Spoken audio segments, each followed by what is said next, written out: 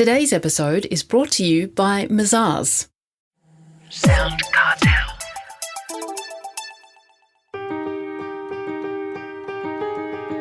From SoundCartel, I'm Nicole Goodman, and this is Business Essentials Daily.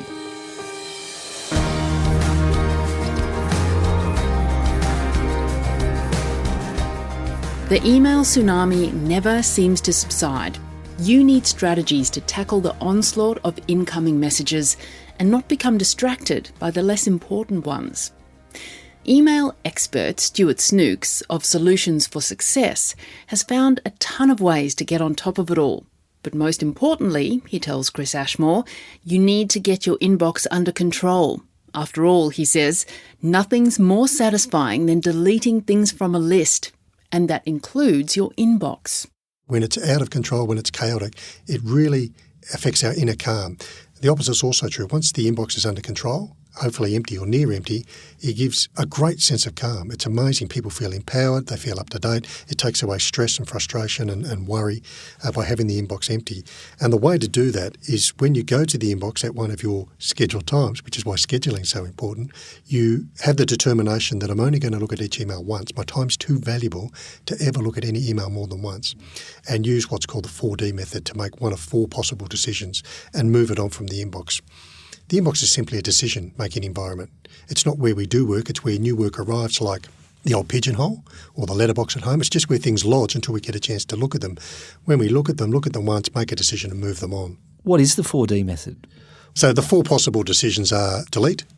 You can delete the email because it's spam or because it's grey mail, or it might be legitimate but you don't have to keep it. So you can delete it. The second one is to deal with it straight away. And this is a powerful strategy of taking the next action on this email straight away if you can do it in 2 minutes or less.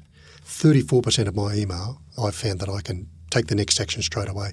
And it's amazing when you take the little bit of time to do the thinking to make the decision on what the first action is, you can often do 2, 3, 4, 5 actions still within your 2 minutes. Once you unblock it, you're much more likely to do that thinking at a scheduled block of time than when you're interrupted and distracted in your thinking. The third D is to delegate to someone else. And the fourth one's make a decision. 3 possible decisions. Where am I going to store this? I can't delete it. There's no action, but where am I going to store it and put it into one of your folders? Or add it to an existing calendar appointment. So, for example, our appointment today has been in the calendar for a while, and then I got some updates from you and I was able to take those emails and drop them in the appointment so that everything is where I need it for when I need it again. The second of the decisions is when you might create a brand new calendar appointment from that email, making a decision about when am I going to do this piece of work. I can't do this in 2 minutes. This is 15 or 30 or 60 minutes, and get a hold of the workload management aspect of it in the calendar, integrated with the rest of your workload, commitments, timeframes. And the last thing you might have to do is wait. Sometimes you can't finish an email off. You're waiting for somebody or something else. I suggest adding a reminder to it and then putting it in its own wait list folder or pending reply folder. That way, every time you touch an email, you do a 4D, and when you're finished, it's empty again. Clever. Folders. Should we create a whole list of folders to put these emails into? Well, there's 2 sort of situations people have got into these days. They've been using folders for a long time and they've just grown organically. And so people have got folders and subfolders and sub-subfolders and sub-sub-sub-subfolders. And it's just become too hard to manage. The alternative is people have given up on that and said, no, I'll just leave everything in the inbox. That way I know where it is. And in fact, that's a pretty good principle. It's just the wrong location. We should have a separate folder, just a single folder.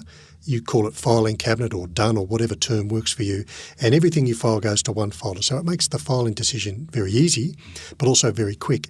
And then you rely on the sort columns or search, because search is so powerful now. I've heard some research that says that those that use folders take 58 seconds on average to find an email.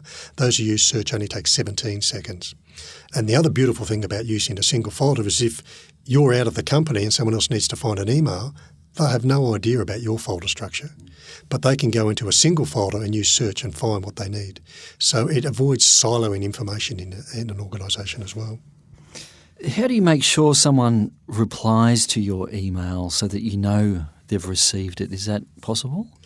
There are a couple of functions in Outlook in particular. You can send a delivery receipt or a read receipt. And then how do you feel when you're the receiver of one of those? It irks you, doesn't it? It does. It irks you, and you tend to go no. So it's not performing its function anyway. All it does is frustrate the receivers. Better to use a good quality subject line, and I teach people to set up 4 draft subject lines. Action required, that lets the receiver know some sort of action is required. In terms, if you want a response, you can type in response requested. So straight away they know what's needed. Oh, I need to respond. Okay, and they go looking for the question and will respond. The third one is read only, lets people know that all they have to do is read it. And the fourth one is FYI. Reading is optional. You don't have to, but I thought you would be interested in this. So that would be one of the first things. Use the subject line. The second one is call it out in the body of the message. I've got a question for you, John, or would you please respond to this? So be very specific about it. That's much more likely and much more human than using some of the functionality that actually frustrates people. That was Stuart Snooks, CEO of Solutions for Success.